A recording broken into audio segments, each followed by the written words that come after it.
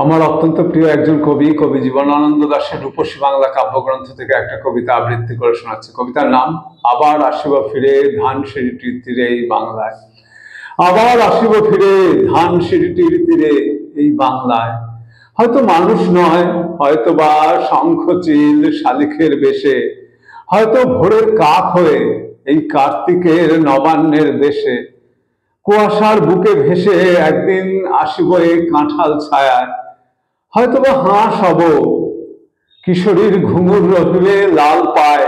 সারা দিন কেটে যাবে কলমির গন্ধ ভরা জলে ভেসে ভেসে।